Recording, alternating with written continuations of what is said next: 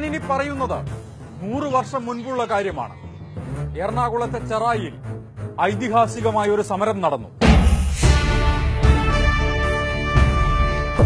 ഐത്തം കൊടികുത്തിവാണ കാലത്ത് ദലിതർ ഉണ്ടാക്കിയ ഭക്ഷണം ഒന്നിച്ചിരുന്ന് കഴിച്ചുകൊണ്ടായിരുന്നു ആ സമരം. സമരത്തിന് നേതൃത്വം നൽകിയ ശ്രീനാരായണ ഗുരുവിന്റെ ശിഷ്യനായ സഹോദരൻ അയ്യപ്പനെ പുലയൻ അയ്യപ്പൻ എന്ന് വിളിച്ച് സമൂഹം ഇതിന് മറുപടി നൽകി. പള്ളിപ്പുറത്ത് കോരശ്ശേരി വീട്ടിൽ അയ്യരു എന്ന പുലയൻ താനുണ്ടാക്കിയ മെഴുക്കുപുരട്ടിയും കടലയും ചക്കക്കുരുവും ചോറും വിളമ്പി. പല ജാതിയിൽപ്പെട്ടവർ ഒന്നിച്ചിരുന്നു കഴിച്ചു.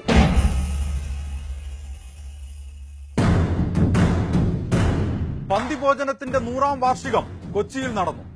ആർക്കും ആരുടെ കൂടെയും ഇരുന്നു കഴിക്കാൻ കഴിയുന്ന പുതിയ കാലത്ത് കേരള മുഖ്യമന്ത്രി പിണറായി വിജയൻ എല്ലാവരുടെയും കൂടെ ഇരുന്ന് ഉണ്ടു.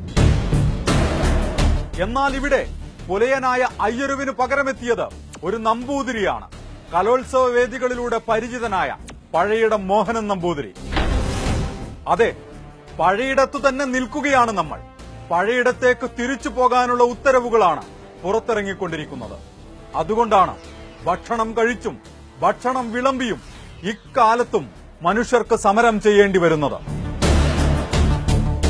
വീട്ടിൽ ബീഫ് സൂക്ഷിച്ചിരിക്കുന്നുവെന്ന് സമീപത്തെ ക്ഷേത്രത്തിൽ നിന്ന് അനൗൺസ്മെന്റ് നടത്തി. അഖിലാഖിനെ തല്ലിക്കൊന്നു. ഇത് കേട്ട് രാജ്യം ഞെട്ടി. പ്രതികളിലൊരാൾ അസുഖം വന്ന് ജയിലിൽ കിടന്ന് മരിച്ചപ്പോൾ ദേശീയ പതാക പുതപ്പിച്ച് ആ ക്രിമിനലിനെ ആദരിച്ചു. 100 വർഷം മുൻപില്ലാത്തതിനേക്കാൾ ഭയാനകമാണ് ഇന്നത്തെ അവസ്ഥ. ഇഷ്ടമുള്ള ഭക്ഷണം കഴിച്ചാൽ വധശിക്ഷ ഏറ്റുവാങ്ങേണ്ടി വരുന്ന ഗതികെട്ട കാലം. ബ്രഹ്മാവ് മൃഗങ്ങളെ സൃഷ്ടിച്ചത് മനുഷ്യന് വേണ്ടിയാണ്. ഭക്ഷിക്കാവുന്ന ഏത് മൃഗങ്ങളുടെയും മാംസം മനുഷ്യന് ഭക്ഷിക്കാവുന്നതാണ്. പശു, കുതിര, കാളക്കുട്ടി, പോത്ത് എന്നിവയെ ഇന്ദ്രൻ ഭക്ഷിച്ചിരുന്നു. സമ്പൂർണ്ണ കൃതികൾ 536. പൗരാണിക കാലങ്ങളിൽ പശുവിറച്ചി കഴിക്കാത്തവരെ ഉത്തമ ഹിന്ദുക്കളായി കണക്കാക്കിയിരുന്നില്ല.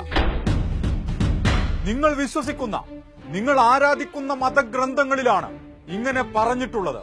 വേദകാലത്ത് പശു ഒരു ജീവിതോപാധിയായിരുന്നു, ഭക്ഷണമായിരുന്നു. ചരിത്രമാണത്. ഗോമാംസം യാഗങ്ങൾക്കും മറ്റാവശ്യങ്ങൾക്കും വേണ്ടി അന്ന് ഉപയോഗിച്ചിരുന്നു.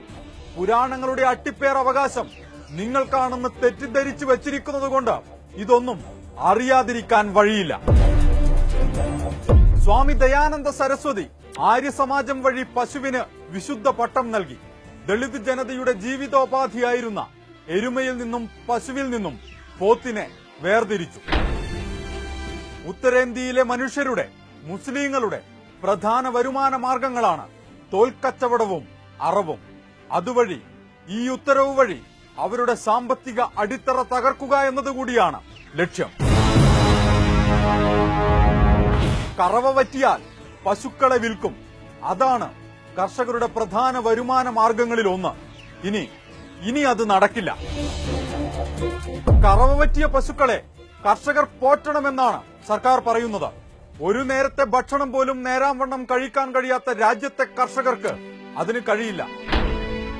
പശുപ്രേമം മൂത്ത് നിങ്ങൾ അടിവേരറുക്കുന്നത് രാജ്യത്തെ കർഷകരുടെ ജീവിതം തന്നെയാണ്.